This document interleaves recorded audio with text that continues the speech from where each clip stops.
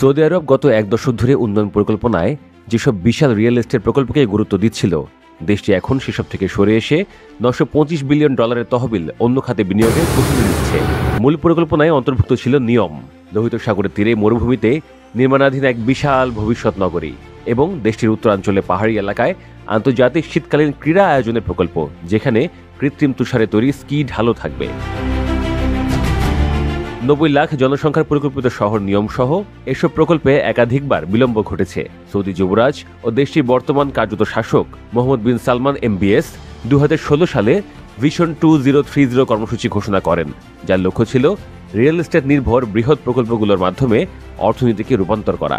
এই পরিকল্পনার প্রধান অর্থায়নকারী ছিল সৌদি আরবের সার্বভৌম তহবিল public investment fund PIF। PIF এর জন্য স্বল্প মেয়াদে আরও টেকসই আর্থিক লাভ নিশ্চিত করতে নতুন কৌশলে জোর দেওয়া হচ্ছে বিদ্যমান ও বাস্তবসম্মত খাতগুলোর ওপর, যেমন লজিস্টিক্স, খনিজ সম্পদ উত্তোলন ও ধর্মীয় পর্যটন।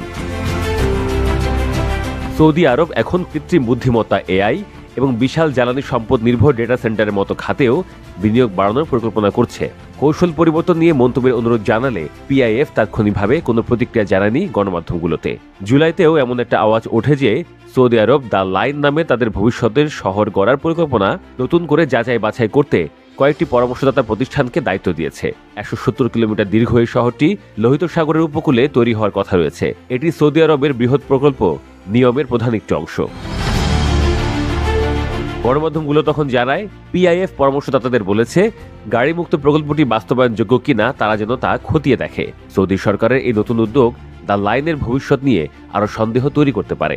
এর আগে গত এপ্রিলে দ্য ফিনান্সিয়াল টাইমস জানায় নিয়ম প্রকল্পের CEO নিজেই পুরো মেগা প্রকল্প নিয়ে বড় ধরনের পর্যালোচনা শুরু করেছেন। 2024 সালেই সৌদি সরকার দ্য লাইন প্রকল্প ছোট করে আনার সিদ্ধান্ত নেয়। শুরুতে বলা হয়েছিল 2030 সালের মধ্যে 15 লাখ মানুষ বসবাস করবেন। এখন ধারণা করা হচ্ছে 2030 সালের মধ্যে মাত্র 3 লাখ মানুষ সেখানে থাকবেন। তাছাড়া শহরটির মধ্যে মাত্র 2.4 কিলোমিটার দীর্ঘ অংশই তখন পর্যন্ত তৈরি হবে বলে অনুমান করা হচ্ছে। সৌদি আরবের যুবরাজ মোহাম্মদ বিন সালমান 2021 সালে অনেক উৎসাহ উদ্দীপনার সঙ্গে এই প্রকল্প নির্মাণের ঘোষণা দেন। এক ভিডিওতে ইতিহাসের বড় বড় আবিষ্কার যেমন চাঁদে অবতরণ ও ইন্টারনেটের আবির্ভাব এসব দেখে প্রশ্ন করা হয় এরপর কি।